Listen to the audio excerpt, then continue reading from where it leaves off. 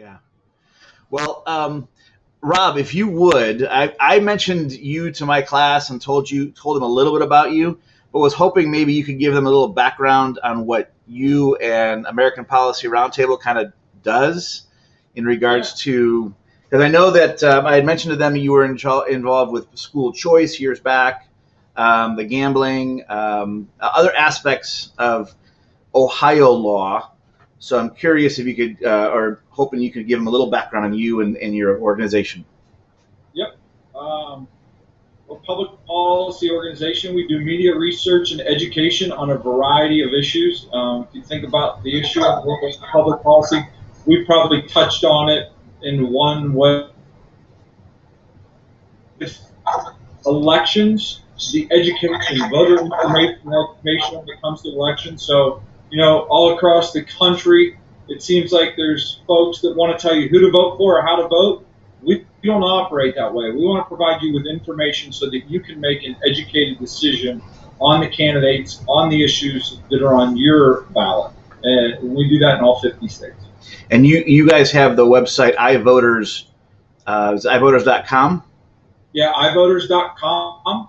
And Patty and our legal team are working hard to make sure we have other websites as well. That's awesome. I know that I use it in class a lot because some of the kids just want information. I've sent it out to staff in the past and said, hey, it's just information. So it's been really, really good. And this is from both friends of mine that are on both sides of the aisle in regards to politics, and all of them have been like, this is good. So thank you.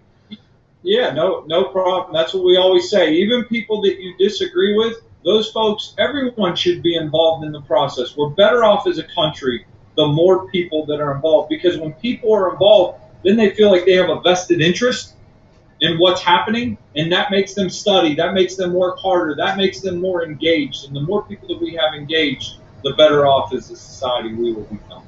Awesome. So I sent you a list of questions, and one of the things before even getting to the questions that my students came up with, and I'll say this to my students now because I'm going to post this next week. Well done on the questions. I was really impressed.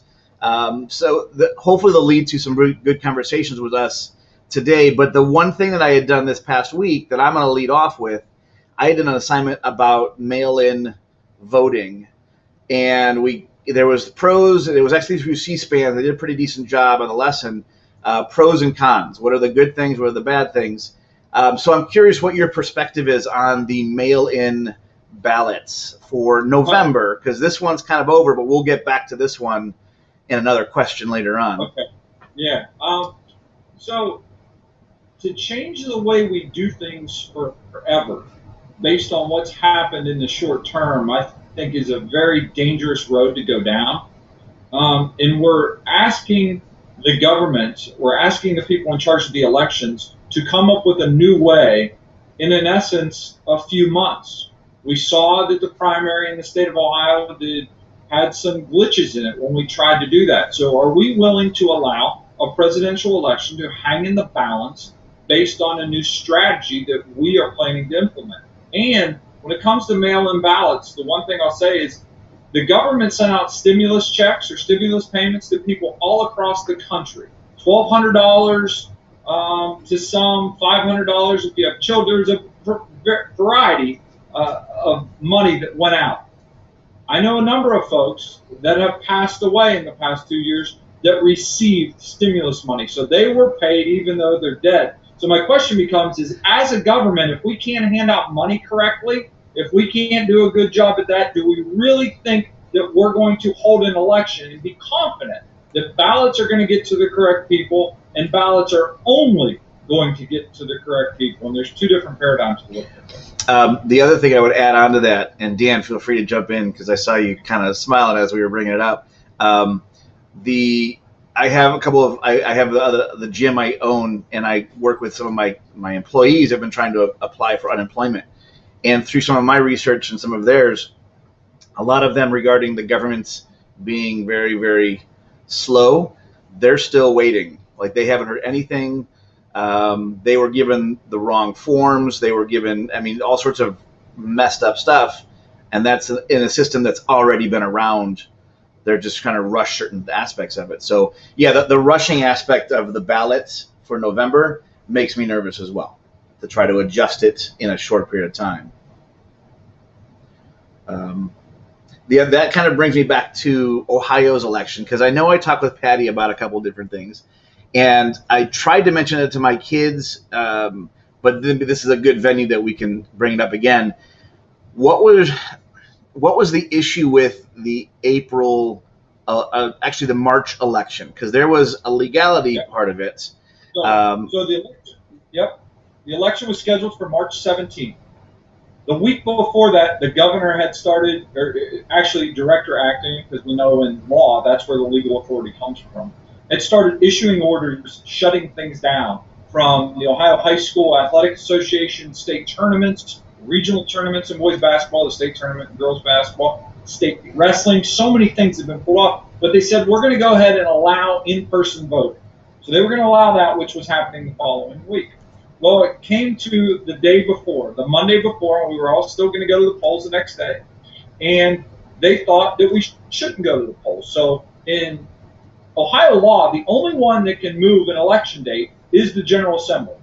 The Ohio House, the Ohio Senate, they get together. That's who determines when the primary election date is. Well, the governor didn't want people voting the next day. Now, why he didn't call the General Assembly back in session the week before, when he was changing and canceling and doing all those other things, we don't know. But now the day before, we're there, and he wants to change the date of the election. And the way they tried to do it was they found a couple people to file a complaint in court and get a judge to change the date of the election. Say, yes, based on the emergency, this can't happen. The judge, in essence, told the governor and others, get out of my courtroom. This election is supposed to start in 12 hours. I am not getting involved in the middle of this. So Dr. Acton then, as the director of the Department of Health, issued an order about it being unsafe and a bunch of other things that delayed the election.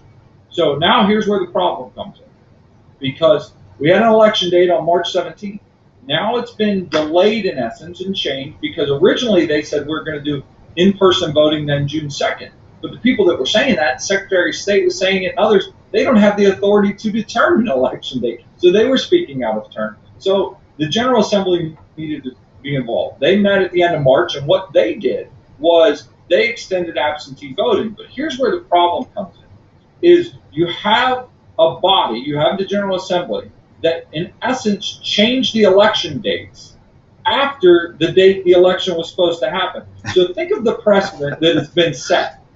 If you want to, as the General Assembly, change dates after the election, now you have precedent where it's been done. It is mind-boggling that this happened this way. Now, a lot of people will say, well, it was an emergency, there were extenuating circumstances. That's great. Then it should have been done the week before by the General Assembly. You can't make up the rules as you go along in law, and that's what we have going on here. And now, what happens if there's a snowstorm the next election?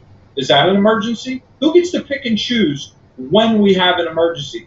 I mean, to think about it, and the General Assembly is not happy about it either. I mean, they weren't happy about being called in to fix the damage that was done. The bottom line is, it wasn't done correctly. It wasn't done the right way. The governor should have called people back in session the week before. Well, I was, again, in conversation with Patty, there was some things legality-wise that as constituents reached out to their state reps were like, I didn't realize it was in the bill. Like, they didn't know certain things. Oh, yeah. No, that deals with, Department of Health and public records requests. Because when they came back at the end of March to pass a bill, and all your students, this impacts each and every one of them with testing and so many other things that was in that bill. It's House Bill 197. It was 375 pages in length. Yeah, 375 pages in length. So, just a nice half-hour read, afternoon.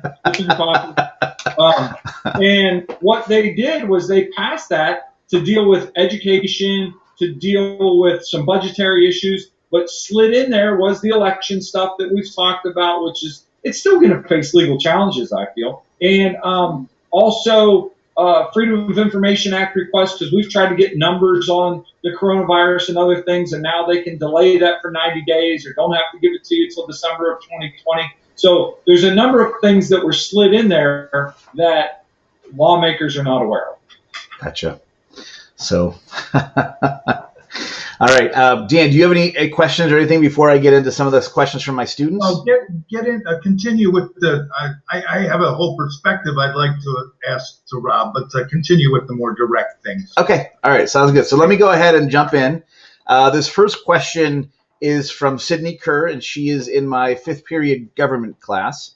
And the question is, will we, as a country, be afraid to resume trade that is non-essential from parts of the world without fear of getting the virus back onto the surface before the vaccine is developed? So essentially what I'm guessing she's asking is, if it's a non-essential thing, will the government potentially not allow it to be traded, or what are your thoughts on that?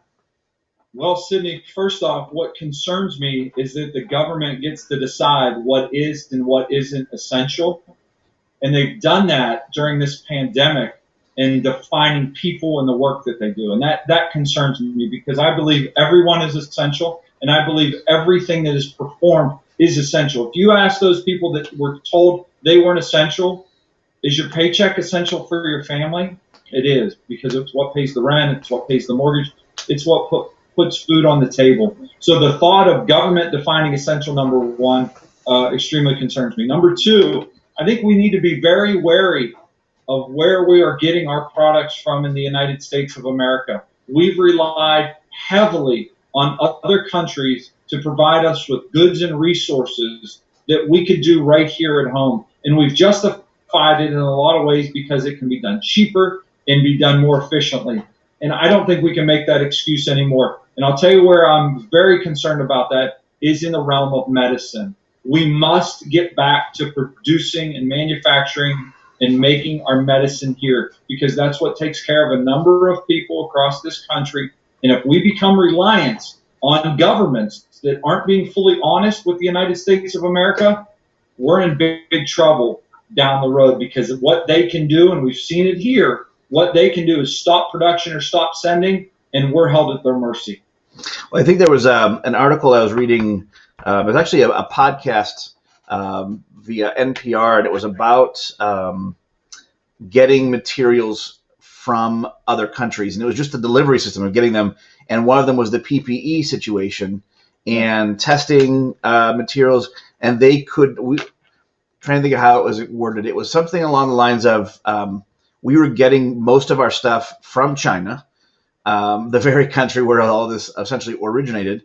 And as a dictator, or as a command economic system where the government's in control, there was a part of me that at one point when President Trump had made some comments about China, I was waiting for the country to just go, well, we're not sending you anything that we have, which kind of leads back to your discussion about the medicines that we're getting from.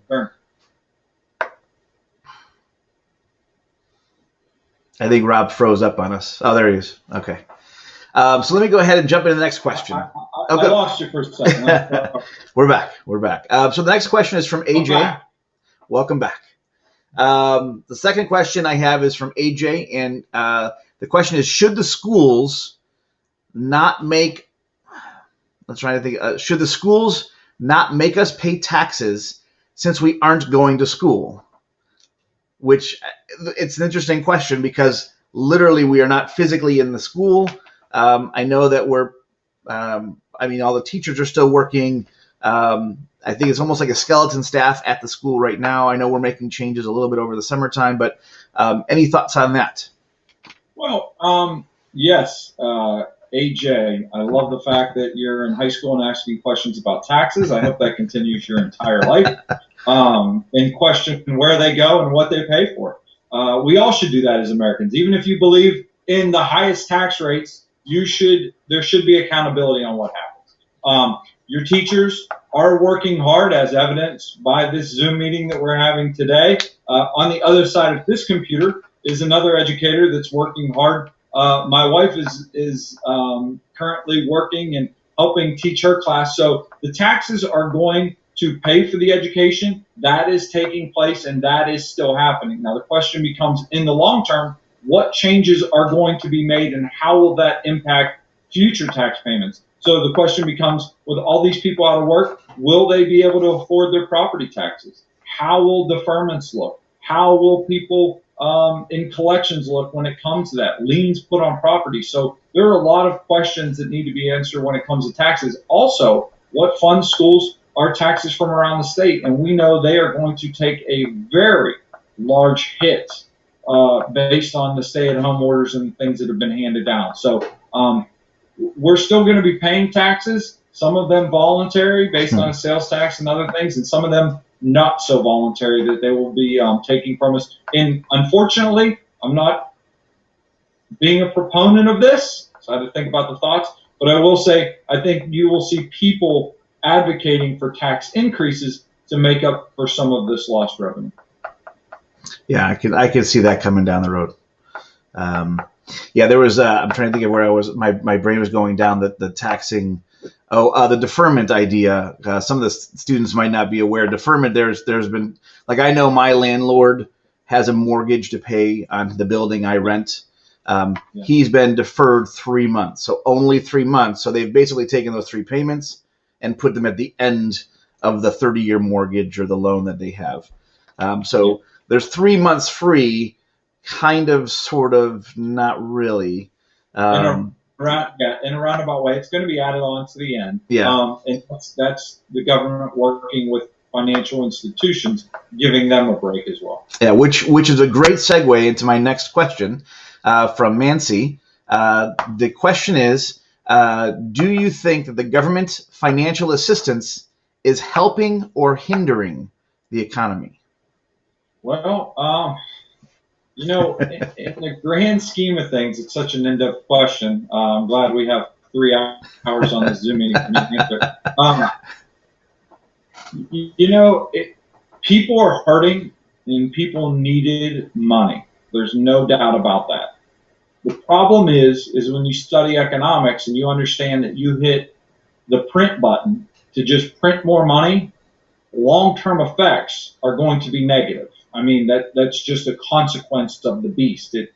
History tells us that, economics tell us that, and if we're handing out money like it's water, we're going to run into some problems down the road. One problem, it's a major problem that no one talks about, and this isn't a partisan shot at anybody. We can talk about the Democrats or the Republicans, whoever you want. They spend money like drunken sailors. The only difference is when a drunken sailor runs out of money, they stop spending. Politicians don't stop spending. They're spending not only your money as students, but they're spending your children's money as well. This bill is going to come due. Someone's going to have to pay for it. The other problem that we run into when we hand out money, I'll give you a real life example, is the fact, and we live in the greatest country in the world. You will always hear me say that. We live in a system. Is it a perfect system? No, it's not. It needs changed in some ways. And it's up to us, because the government is ours, to work to change that. But this system we've created has allowed some people to not want to go back to work because they're making more from the government on what they're giving them out and handing it to them. I know business owners that have had their employees call the health department on them to try to get them shut down because they would make more money from the government sitting at home. That's not a system we want to be set up in. Yeah. And there were senators, before that was passed, there were senators that were willing to speak up on that and to stand up for it and say, this isn't right, we need to change it. But everyone was in such a hurry to get it done, in a panic, because they thought if we waited one more day and had the discussion that the world would end. And here we are weeks later, and some people still haven't gotten their money. Yeah. So we needed to have those tough discussions back then when it was passed. So is it helping the economy in the short term? Yeah, people are spending money and people are able to do those things. But in the long term, are there going to be heavy prices to pay? Unfortunately, I think there will be. Well, there's 2 parts to that. One of them, I talk to the kids a lot about inflation and the idea of just printing more money and more money and more money, and the value diminishes over time. And the example I tend to give to my econ classes, my government kids may not have heard this one, is the value fry at McDonald's back, 15 years ago when it was first came out. It was a medium, decent sized, packed in French fry for $1, and now that same dollar gets you a small fry. So the dollar you're getting less for the dollar itself. The other thing, segueing back to the unemployment, going again, my coaches that are not getting their unemployment yet, everything's still being delayed, and they've got to get accepted. And yet the people that were already collecting unemployment prior to this got a bump of, I believe it was $600 a week, yeah, per week. And I think they even eased the restrictions on proving that you're looking for work. Because I know that when you collect unemployment, you have to give information that these are the places I've gone, these are the places I've applied, to kind of keep track of, okay, I'm actually trying to get a full paying job. And I think they've backed off on that during this time. So again, there goes a whole nother discussion that would lead down a whole nother path. So, all right, let me, if anybody else want to jump on that or say anything else. All right, let me go to the next question. So this is from Charlie. And the question is, I've heard there is a test for seeing if a person had developed antibodies after having COVID-19. Can minors donate these antibodies to help create a vaccine? And I think the premise there is a lot of the young people are able to fight this a little bit better than older people that are at high risk. Have you heard anything about anything along those lines, antibodies and being able to give those back? Yeah, so there's a number of places now that are coming out with antibodies testing. I've actually looked into doing it myself. I probably am going to do it. Right in Medina, there's a place called Trillium Creek Dermatology Centers, and they've been advertising that they will have the antibody testing, I believe, in another week or two. You'll be able to do it there. You'll be able to see whether or not you maybe came in contact or had this virus or fought it off at one point or another. As far as donating from the medical side of it, I'm not 100% sure. I think if you have it, you can donate your plasma, your blood, for them to take a look at and use an experiment on, and try and see how the virus reacts to certain things. And, I would guess if you're a minor, I think you would just need a parent's signature to say yes. Yeah, I would think you need I think you'd need a parent's signature on that. The one thing I don't want to see when it comes to antibodies testing, and this has been talked about a lot, is some people have talked about you must take the test as required by the government, or you will not be allowed to, in essence, re-enter society. You will not be permitted to go about your day in the public if you can't prove that you've had the antibodies or have been exposed to the virus or have taken the vaccine. That would be another thing. Which I think I'm going to jump to another question, which is connected to this. And it's actually the same question or similar questions from two different students. So one student's name is Haley, and the other student's name is Sierra. And they both posed a similar question of what you just said. Once the vaccine is created and tested, will it be mandatory for every U.S. citizen to be vaccinated? And then the other version of the same question is, will the vaccine be required for everyone to have, just like the polio vaccine is required for kids to attend school? And I wanted to bring them both up because one of them mentions the polio vaccine. So I'm curious if if there's a connection to that or a correlation. And the other one is just the mandatory testing. So. Yep. All right. So a couple things on that. There's a lot of unanswered questions about the vaccine. This will be the most, I have called it the most rushed vaccine in the history of the world because they're pushing like crazy to get it. Will it become mandatory? The polio vaccine is not mandatory, or the other vaccines, MMR, things like that, to attend school in the state of Ohio. I know they say they are, but they're not. There are clauses to get out. There are religious clauses, there are right of conscience clauses. You don't have to have vaccines. I know a number of, I have children, I know a number of their young friends that have not taken any vaccine. So it is not mandatory. The chickenpox vaccine is not mandatory, none of that. Now the question becomes, will this vaccine be like, let's use the polio vaccine, that is a one-deal shot, I believe, or it was for the longest time, or the flu vaccine? The flu vaccine is something that changes every year. They take their best guess based on what happened in the southern hemisphere, and they throw some things together and they shoot it into our arm and they say, all right, we're taking a chance. There's no chance that it's going to work against the virus you come in contact with. So will the COVID-19 vaccine be something that's done yearly, or will it be something that it's a one and done? I don't think anyone's really answered that question. So the thought of it being mandatory, I think, would be very concerning from a civil liberties perspective, because what else would you be willing to tell the government that they can tell you to do at all times to protect you or to someone else? Based on, think about heart disease or something like that. Should we all have to eat green leafy vegetables for lunch and dinner? Like, where does it end? Where does that model end on saying what you can or have to do and don't have to do? Go for it, Dan. Thanks. Mr. Walgate, Rob, I got a couple of questions. Gentlemen, if you wouldn't mind pretending you're the teacher in this case, and the assignment is respond to the pandemic. And the student is the American Civil Liberties Union. What grade would you give them in regards to their focus on individual or civil liberties during this pandemic? Well, the ACLU is someone who portrays themselves as fighting for the civil liberties of all. And that's what's been unfortunate in our country, is to see groups that have a message or that want to be for or against something turn it political as soon as something happens.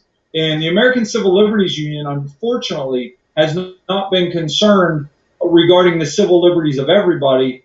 Their common theme has been on their homepage, I believe it said voting rights, the rights of prisoners, and I want to say abortion clinics, women's reproductive health. Those were the three items of concern that they had. They weren't concerned about the civil liberties of business owners being shut down by mandates, things of that. So it's been real interesting to watch. And both sides of the aisle, unfortunately, do it sometimes, but it's been interesting to watch an organization that's advocated for civil liberties kind of disappear in this time where civil liberties are being questioned. All right, good. Same type of thing in regards to the political realm, in regards to the League of Women Voters. You're the American Policy Roundtable, and you offer candid looks at candidates, and you try to be as fair as possible. Just give me a little reaction to the League of Women Voters. Well, again, you got to be in it for everyone on everything, but you have to, I would say the perspective has to be, when it comes to voting, it needs to be a somewhat of, the word common sense pops to mind, but it needs to be something that's realistic. It needs to be something to say, okay, this can be done, but we have to be realistic. It's the same way that you educate your students every single day. You can't just throw something on the wall, or your methodology, let me try that again in English. Your methodology can't change every single day based upon how you're feeling or which one of your favorite students wants you to change. That's how the pandering has been in a number of situations, unfortunately. Thank you. One more, Jeff. Go for it. My perception of the country in regards to this pandemic right now is 1/3 of the country wants to restart. Just go for it. 1/3 of the country is fearful of restarting, and I believe 1/3 of the country wants the president out of office. How much of a political power is there in regards to this making politics in the midst of a pandemic? That's my question. Yeah, it's been made political from the beginning, and that's why I think we have to look at it and realize that you can't be afraid to have an honest look at everything, and people need to disregard. And students, this would be a message I would love to give you. Disregard what letter is next to someone's name when they serve in office or when they're running for office. I would encourage you to get to know the person, get to know the principles that they stand for. In the state of Ohio, for example, we're looking at mandates that have been handed down from a director of the Department of Health. And you want to talk about a strange marriage, strange bedfellow. She's someone that worked super hard as an organizer on the presidential campaign of Barack Obama, who obviously is a Democrat. Now she serves at the pleasure of a Republican governor. So you see that coming together, but it's been made political by the actions that have been done by the parties, because that's how the attacking is done. Unfortunately, I haven't felt like we've been Americans in this together. People have said, you're either picking sides. You either want to be locked in your house because you love Americans and want no one to die, or you want everyone to go back to normal because you love money more than you love people. And I'm like, wait a minute here. There's got to be a balance. There's got to be a mix. We can study, and we need to be honest with one another. We need to look at these numbers honestly and have a conversation. I mean, whether it's the numbers of the people that have unfortunately died from COVID-19, we need to say, okay, they passed away. Why? Did they have pre-existing conditions? Did they fit the medical parameters that said they were susceptible to it? Did they live in the tri-state area that is New York City, where we've seen over 50% of the deaths happen? Anyone that's been to New York City understands. I've ridden the subway tons of times. I've taken cabs and Ubers and done everything there. And anyone that's used public transportation in New York City understands you're crammed in. You get to know some people that maybe you don't want to know closely. You're getting there. You're squeezed in tight. And that virus is going to spread in that environment. Just a little math numbers. In New York City, they have roughly, I believe it's 27,000 residents per square mile, or people per square mile. The population density, to compare it, is Cuyahoga County has 2,000 people per square mile. So think about that for a minute. You have all those people in that tight space. Of course, that's why flu viruses hit them bad every year, because of in close proximity. There's no way to make it political. Remember, and I realize I'm doing what I hate the politicians are doing. I'm filibustering and rambling, but just bear with me one more minute. Okay.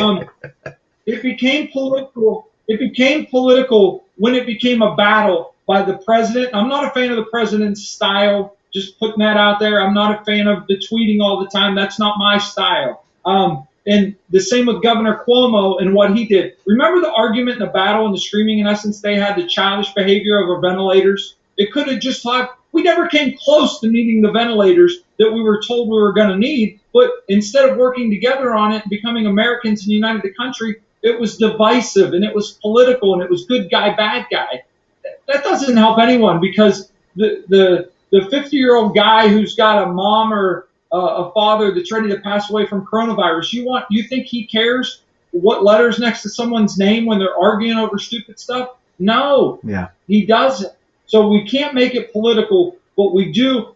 The politics comes into play when it becomes legal, and we need to understand the founding documents of the country. We need to understand the laws. We need to understand where they come from, and we need to be a society that doesn't sit back and just take what everyone says. We need to educate ourselves, and we need to love our neighbor and educate our neighbor on what it means to live in the freest country on earth, and make sure we don't lose that. Yeah, yeah. There was something that, as you were talking, I was thinking, one of the big things I kind of joke around with my kids about in regards to the Senate and the House and the Senate at the federal level, and I think it's similar at the state level for Ohio, is the House tends to be the teenagers and the Senate tends to be the parents. And the teenagers are like, let's go, let's go, let's go, let's go. And the House or the Senate goes, whoa, let's talk about this. Let's slow it down a little bit. And I think the fear I have is everything is moving so fast. So like the stimulus package that went through was what? I think it was a week and a half maybe of debate. And the second one was 3 or 4 days. And the second one was like political shaming left and right. I mean, Trump on Pelosi, Pelosi on Trump. And it was just like crazy. So I guess that's that, going back to the R and the D's.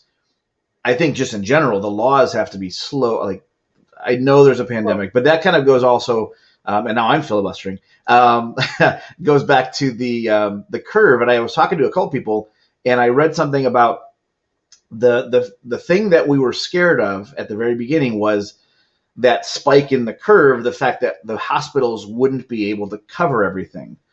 And that was the fear that we were going to be overwhelmed and people were going to die because we couldn't help them.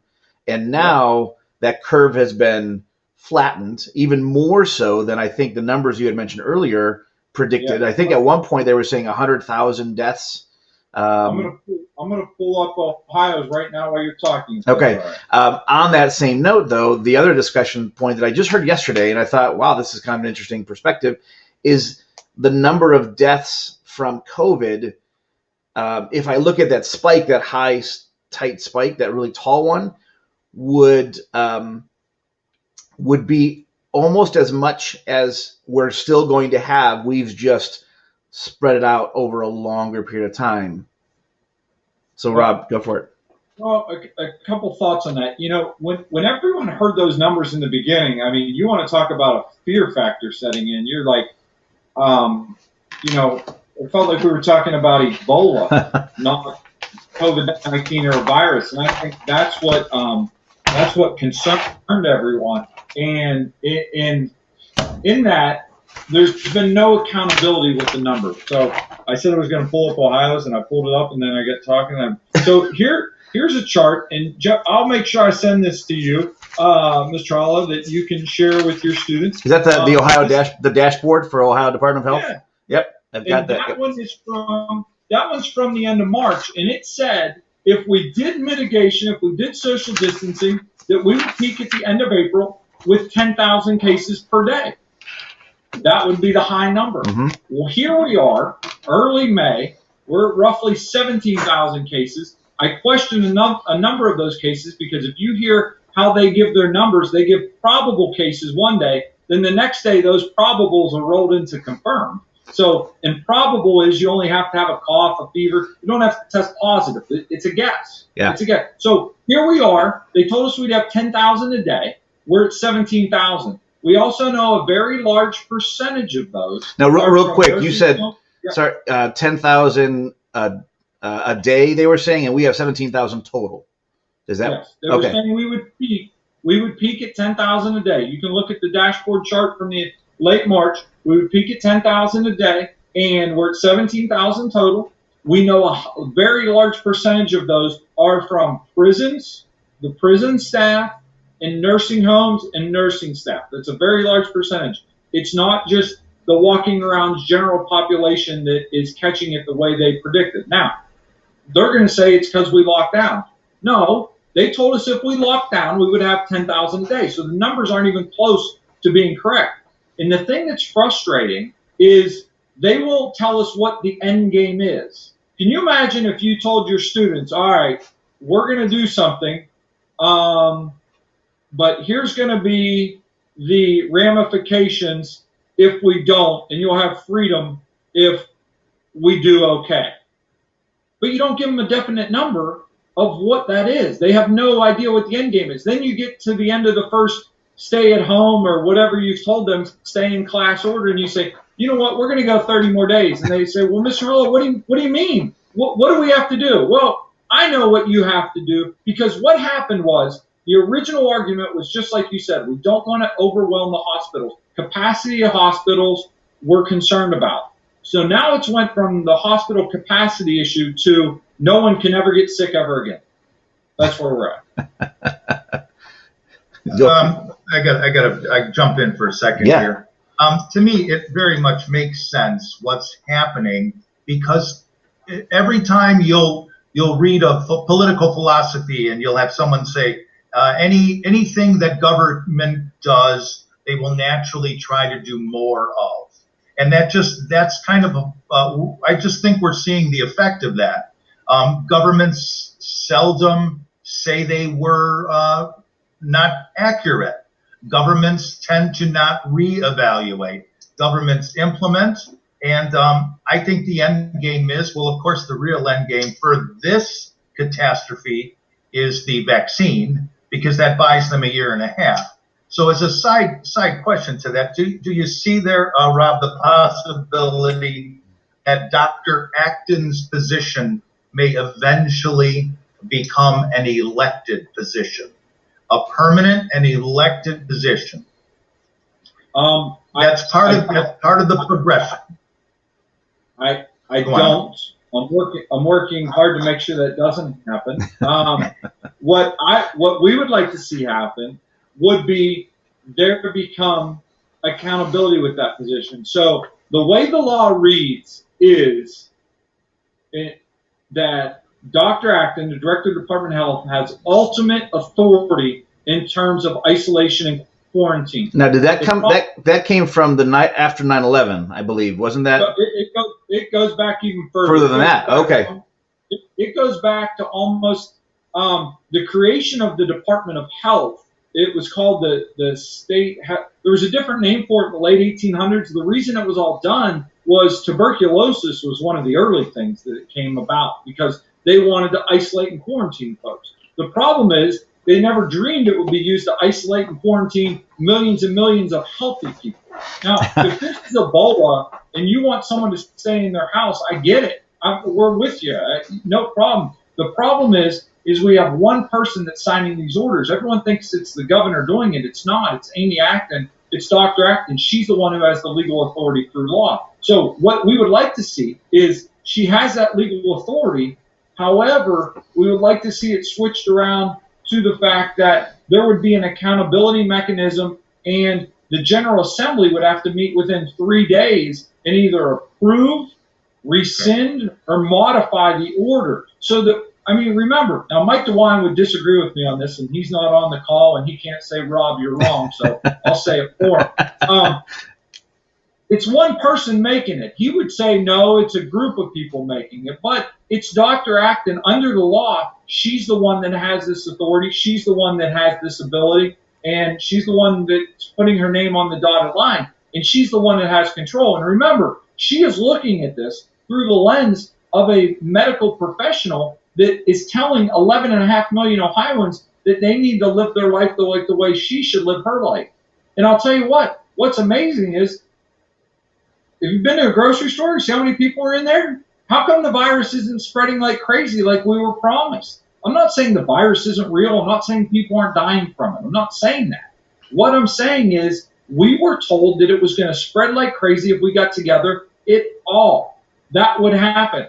It's not happening. The problem is they're so committed that they refuse to go back on that word and relinquish some of that control. And you're seeing a lot of people that are going to rebel and a lot of people that aren't happy. And unfortunately, a lot of people that are losing their jobs. Yeah. Hey, Rob, I'm sorry, Jeff. I got one more. Just go. With the, along with the individual liberties, I have to touch on the religious liberty. And the one article that I read, and I thought it was best put, was that the churches in the state of Ohio actually out-Caesared Caesar. In other words, they cooperated more with the restrictions. In other words, the government did not shut the churches down in the state of Ohio. The churches shut the churches down in the state of Ohio. And I believe there's some people that kind of think that the church overbought in to the state for whatever the reason. And do you think that's healthy? Can I jump on there? Because the question I'm about to ask connects directly to that. So the question that connects to what Dan just said was from Connor. And the question is, what about being in close range at religious events? Can the police really be allowed to stop and tell people to socially distance? And he used the example of a funeral. So I think they're connected. So go for it. So they are. The United States Constitution is one of the greatest documents in the world, and it provides us with a number of protections, one being the exercise of our religious liberties. And when it comes to churches in Ohio, I feel that in the beginning, the pastors and the leadership and the clergy felt like they were doing a good thing to help out the community as a whole to not hold services. That's what they were going to do. And I think now there's many looking at it saying, wait a minute, I know we have a pastor that's a dear friend in Ashland, Ohio, that wrote a letter to the governor, and they are having services on May 3rd.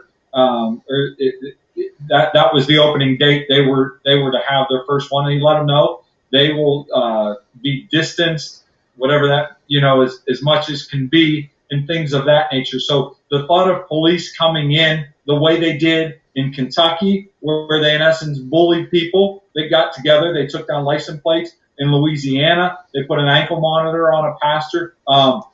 To speak to Connor's question regarding a funeral, that is exempted from the order, but the nature that they highly discourage you from doing it, the way that the language in essence bullies you. If you notice, the lawmakers on TV, when they would be people that would say they are against bullying more than anybody. But when you watch the 2 p.m. briefings, there's more bullying that goes on those briefings, telling people if you don't adhere to our suggestions, basically you're a bad person. You're not courteous. That's what they're saying. Students, watch those briefings. They're bullying. If you did that to other classmates, you would be called to the office and you would be disciplined for bullying. There's no doubt in my mind. But they do it, and they're doing it. So when it comes to religious liberties, we have those abilities to practice. We should take advantage of them. I'm not saying that you need to get into a great big prayer circle, put your arms around each other, especially if someone's a little bit elderly and susceptible to the virus. I'm not saying be irresponsible. But what I am saying is if we're going to change our lives and our practices for this, and they know that they can have control and dictate what you do and what you do not do, and basically tell you when you can and can't leave your house, we're walking down a dangerous path. And I think you're going to see a lot of people rebel. Awesome. Thank you. All right, I'm going to go to the next question. This question is from Garrett. And the question is, when smaller places of business open or larger buildings with many people in them, such as schools, how will we keep everyone safe in smaller rooms with many people? So this is actually a question I've had about my classroom, because I know that now there's this discussion about delaying even next year's school year because we're blessed with our class sizes at the Career Center in Medina. My biggest class is 28 kids, but that's 28 kids sitting much closer than 6 feet apart. So I don't want to be anti-science guy, but the 6 foot barrier is something that just came out and was thrown out. If you do research on it, I don't know if there's any difference between 2 feet and 8 feet and 20 feet.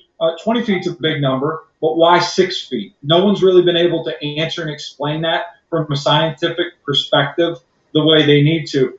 So the thought that we're never going to get within 6 feet of a stranger again, then we might as well all shut down right now, move into the middle of nowhere, and not have neighbors, because it's not realistic. It's not. Unfortunately, it's not. Do we want to see people get sick? No. Now, some people are going to say, what about masks? Well, I'm sure you high school students are the cleanest students in the world, and you never get your mask dirty, and that cloth mask would be perfect. But let's think back to when you were in 3rd or 4th grade. How clean do you think that mask would be?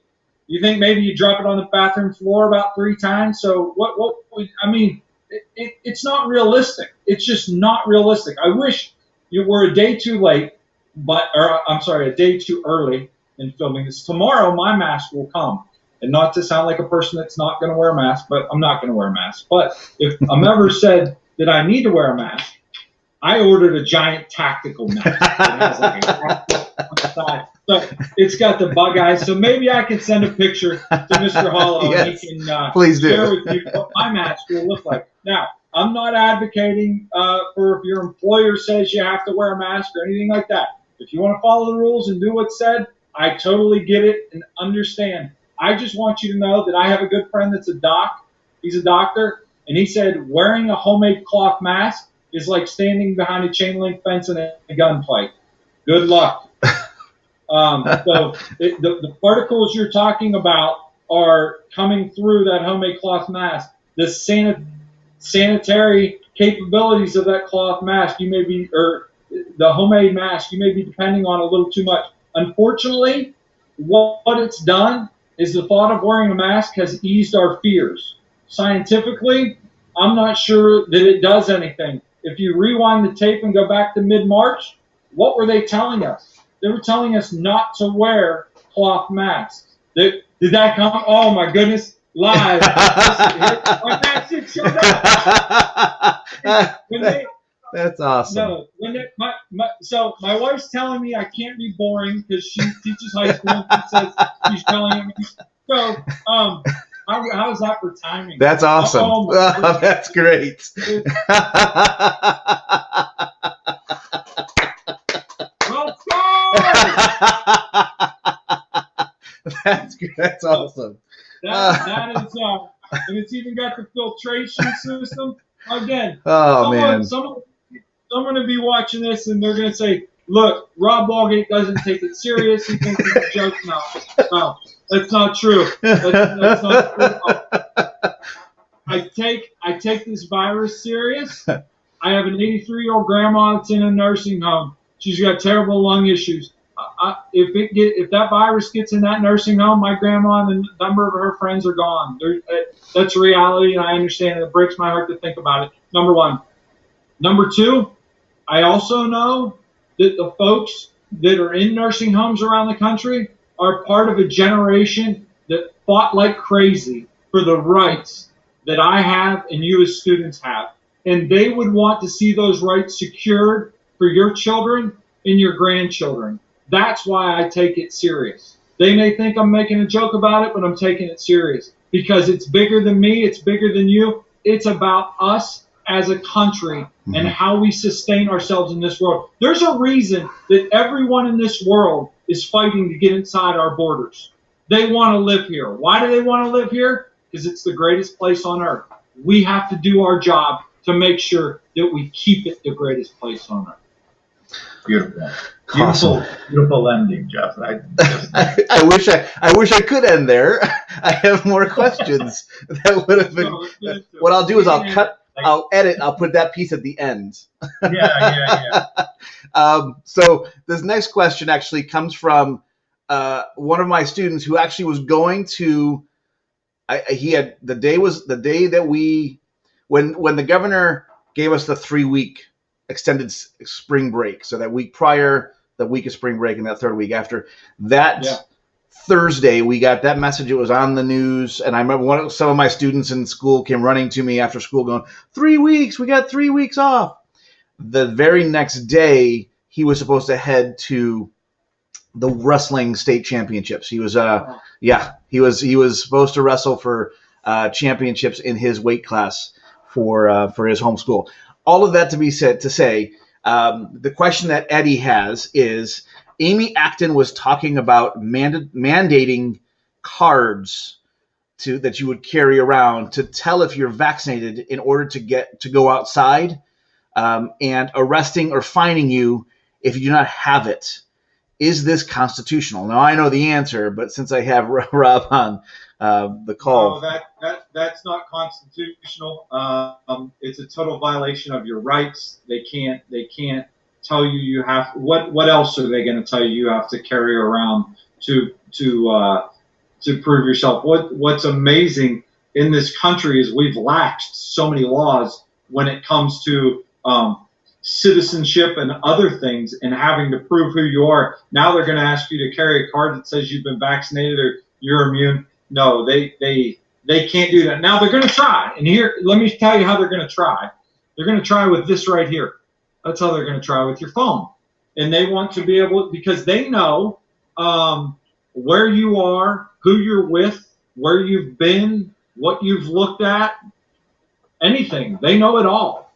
And they want to do that with contact tracing so that they can help isolate people based on if they want it to be, if someone would want it to be government record that you were positive for COVID. So say that you had lunch with someone, they got a COVID test the next day, found out they were positive, your cell phones were in close proximity, they would like you to get a notification letting you know that they've contact traced you to a person that was COVID positive. Even maybe you didn't even have lunch with the person. They were at the table behind you and you weren't inside a certain barrier. I mean, it happens all the time. Listen, you can't tell me that, number one, they are listening. They're listening.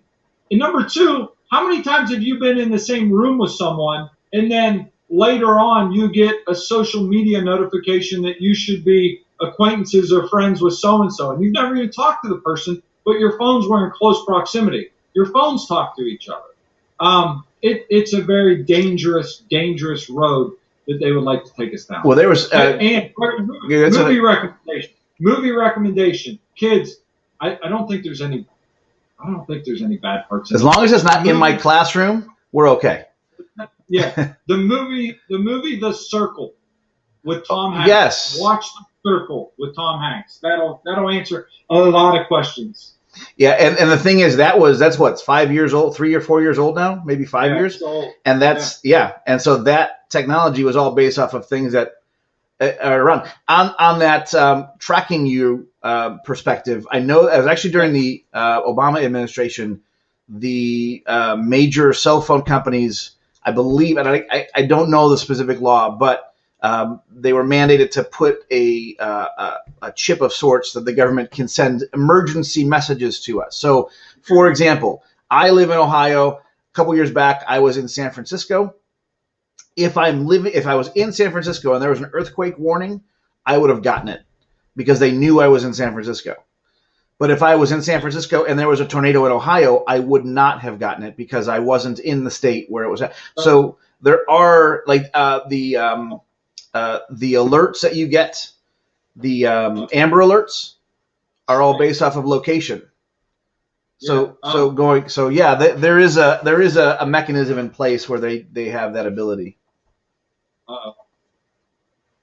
Yeah.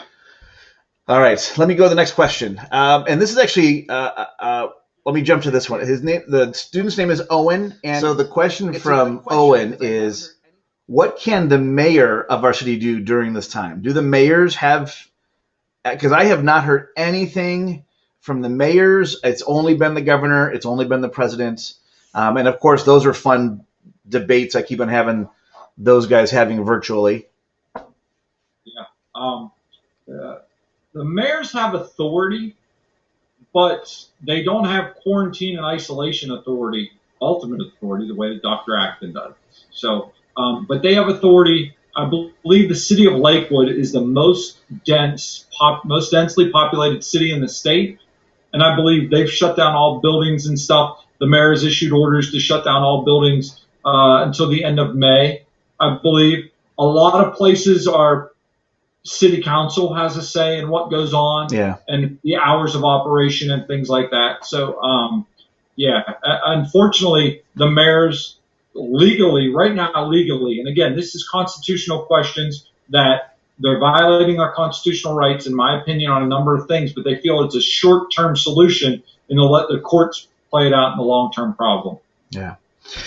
All right, here's another one. This is from Ellie, and the question is, will there be consequences to people reopening that are not following rules like social distancing, masks, etc.? And if there are, what will they be? Now, this one I'm kind of going to jump in before you say anything, because my brother is going through the police academy, and I actually had this conversation with him the other day regarding the police and what they can and can't do. And he said essentially what they can do is ticket you and give you and if you or a summons to court because you violated this order, and then if you don't show, then there's a bench warrant. So technically, at some point, if you're defying this situation or you don't pay the ticket, they could have a warrant out for your arrest. But then my argument back, and then I'll let you jump in, is but if there's thousands upon thousands of people that are getting these violations and these warnings, will the courts really follow through with all of this? So I open it to you. Yeah, like the line from Taken, right? Good luck. So I pulled it up, the order, and where she, and I say she, I'm talking about Dr. Acton, justifies, and it's in 3701, 352 of Ohio Revised Code. And again, my wife, the teacher, would tell me, stop being boring. It's okay. You're still good. But is guilty of a misdemeanor of the second degree, which can include a fine of not more than $750 and not more than 90 days in jail or both. So you're going to go to court. What's interesting to me, they're not going to arrest you. At least I don't think, because number one, many folks in law enforcement are on the side of people that believe this is a violation of their civil liberties. I feel there's a lot of police officers that are conflicted because they think these measures have gone way too far. So they may give you a citation, but in Ohio, we're letting prisoners out of jail. Yeah. Because we're worried they're going to get COVID. So we're putting laws in that say you may get 90 days in jail. But if you want a COVID test, that's 100% guarantee to get a COVID test is to get arrested, because everyone that goes in gets arrested. So if you want a test, get arrested. That's kind of interesting.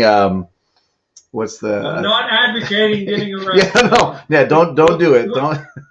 The way politics are, someone's going to clip that, put it online, and say, Rob Walgate is encouraging young people to get arrested. Hopefully this will be closed into just my school, so should be good. All right. Yeah, because high school students never share things they're not supposed to. No. They always follow. Yeah, they there's a whole, I could go down a whole path on that, but I won't. Here we go. So if this is from Jenna Nero. Jenna has this question. If the president can tell each state what to do, why don't all the states follow the same precautions? Now, Jenna's in my government class, and I'm going to bring up the concept of federalism, which she may have forgotten from the third quarter. But Rob, if you want to jump on that. Yeah, the states, the president, we elect the president, but we don't elect the dictator. So he does, regardless of what he says on TV, he does not have the authority to tell each and every state what they are and are not allowed to do. And it would be terrible if we had a system set up to where the people in New York City were following the same laws as the people in Boise, Idaho, in regards to situations like this. So that's why we have 50 independent states.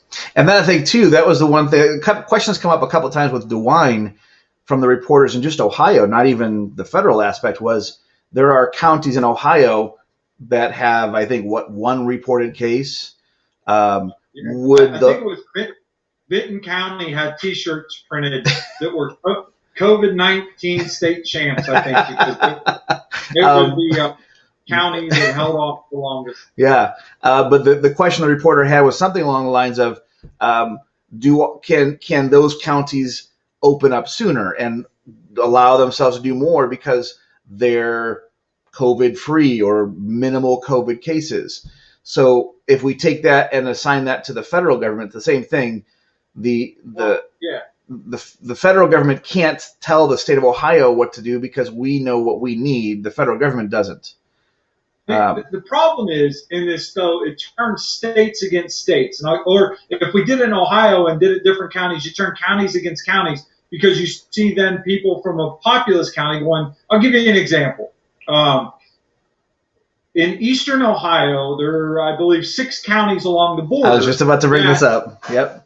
Yeah, that are not permitted. The liquor stores in those counties are not permitted to sell liquor to residents of Pennsylvania because Pennsylvania closed their liquor stores and they don't want Pennsylvanians coming into Ohio to buy them. And that is totally asinine to me in the sense that what if they need milk and bread? Are we going to tell them they can't have that either? People from Pennsylvania come to Ohio every day to buy gas because gas tax in Ohio is far cheaper than Pennsylvania. They have one of the highest gas taxes in the state. It makes zero sense to me. So in essence, we're turning states against states, just like some politicians have turned neighbors against neighbors, wanting them to turn each other in for social distancing. All right. So this question you kind of answered before, but we'll revisit for a second here. This is from Frank, and the question, is there a goal date to have mostly everything opened back up? Frank, that's a great question. I've been asking that forever. The problem is they always change the rules. At first it was don't overwhelm hospitals. Then it became don't get anyone ever sick ever again. Tomorrow it may be you're not allowed to leave your house ever. So I wish they would. I wish I had an answer. Yeah. I think it should happen sooner rather than later. But if it does happen, let's remember, I also believe in the people that are most susceptible, those in nursing homes, the elderly, people with pre-existing conditions. Those people should be protected. I'm not saying send grandma out to progressive feel to a tribe game to sit with 40,000. No, I'm not saying that. We have to be smart when we do it. Yeah. Excuse me. All right. So this next one is from Isabella, and she actually has two questions, but of course I'll go one at a time. Her question is, how long is the local government allowed to restrict our movements regarding emergencies such as this pandemic? So again, I don't think there's a real question to that because there's no. Until Elizabeth, it's Elizabeth, right? Isabella. Isabella, our goal is to get the law changed. So we have to get it changed so that Dr. Acton doesn't have ultimate authority. That's what it says in the law. She has ultimate authority. That means she has ultimate authority. I don't believe this constitutionally, but the law reads in revised code, she has ultimate authority. And if that authority she feels means she can tell you not to leave your house even though you're not sick, that's concerning. The next question actually is something we've already answered, so I'm going to move on to Justin's question. And Justin, and there's only two questions left, so we're down to the last two. Great. Justin asks, do you think this could split our communities more than it already has with certain laws and how people are looking at them? It's splitting us every day, unfortunately. We have neighbors in my neighborhood that allow their kids to play with some kids and don't allow them to play with other kids. I mean, it's very unfortunate. We have people taking pictures of one another. I mean, the mayor of New York City gave a hotline. Well, the lieutenant governor of Ohio in the press conference said that the Department of Health was going to be receiving calls on people not adhering to social distancing requirements. As students, how do you like teachers and parents looking over your shoulder every 10 seconds? Yeah. I can tell you as an adult, I don't want anyone besides my wife telling me what to do and looking over my shoulder every 10 seconds. All right. Here we go. The next question is from Jobin. It's Joben, Jobin. And the question is, will wearing masks be mandatory when the pandemic slows down, and is social distancing effective? Now, I'm going to jump on this as well. There we go. So the answer to that is based off of, and I think, was it this Monday when the governor mentioned that everyone was going to have to wear masks? And then on Tuesday, he came back out and said, okay, so I can't make you wear masks. I can only highly suggest you wear masks. So as high school students, when you do something embarrassing or stupid and everyone hears about it and your phone blows up like it's the 4th of July with people talking about it, that's what happened to the governor when he said that he was going to make everyone wear masks. His phone blew up like the 4th of July. Yeah. And everyone was telling him he was out of control. So what he's done in this order, what she's done, because it's the director of the Department of Health, is she's issued requirements that employers are to make employees wear masks in certain situations. Now, there's a bunch of outs in there, ways to get out of it. From a legal perspective, do they have the authority? I'll tell you what, this is on shaky legal ground. So do they have to change it then every time they touch it? I mean, how does this work? I mean, think about someone that's handling your food and they touch the mask more. You touch the mask more than you would touch your mouth because the mask is. Yeah, because you're gonna constantly be moving it around and adjusting it. Except for your mask. Your mask, it won't move. It's just gonna. How money is that mask? Oh, it's pretty good. I like it. So I went to get lunch meat. Lady washed her hands for 40 seconds. I absolutely loved it. It was great. She came to wait on me. She touched her face 87 times. And I'm like, I think you defeated the purpose of washing your hands. Yeah. I do have one last question. I'm going to share my screen with you so you can see it. And here it is. So let me share this with you. Rob, all right. Does this guy look familiar? Yes, he does. All right, so let me play it for you. Good morning, Mr. Hollow's class and Mr. Walgate. I have a bit of an economic question here to see what we can do to ensure that barbers and hairdressers never close again so that people don't have to live like this and wear hats all the time. Thank you for your time. Love it. Yeah. Old neighborhood flashback. You know, I laugh because my hair is longer than it's ever been. Yeah, I've got gray shining through like crazy. My kids remind me of how much it is. You know what? And then my heart breaks a little bit because I think of the barbers and the salon owners and the people that are out of business that are getting no paychecks through this entire time. Yep. And the fear that we've put into folks, even when now many people are going to go get their haircut as soon as it's lifted, but there's many people that will still have a bit of a fear and won't go do it. We're going to take more money out of their pockets. See, this is what happens. This is what happens when we allow the government to determine what is essential, because in essence, they're determining who is essential, and that's not good. We're all essential. Yeah. We haven't been given a spirit of fear, and we shouldn't live with the spirit of fear. We're all essential in this together. Can we be smart about it? We can. We can be smart about it. But there's people like me that need haircuts. There's people that need to go out to eat. There's people that need to do a lot of things for us to function as a society. You can think about Cedar Point. You can think about Disney. You can think about anything. You can think about going to Summit Motorsports Park in Norwalk, Ohio. So many great things to do.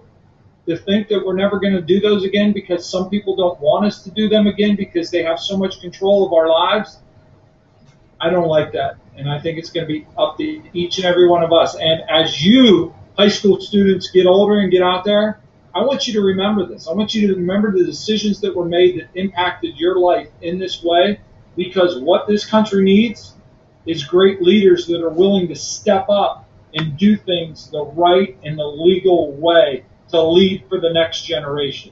There are people fighting like crazy for you right now. It's going to be up to you. Some of you watching this video, you're going to have to be the ones that step up and lead. Maybe that means an elected official. Maybe that means from a business perspective. Maybe that means from having the best family you can have and raising up another great generation. Yeah. But there's going to be a lot of people looking at you because people my age, we've messed some things up. We sure are counting on you to fix it. Well, I think that's a perfect ending right there. I don't want to take it any further than that. Rob, thank you so much for meeting with me today. I really, really appreciate it, and it's been a great time. I've enjoyed myself. I appreciate it as well. Next time we're going to do it in person. Come into class. Sounds good. I would love it. All right. All right. Thank you, Rob.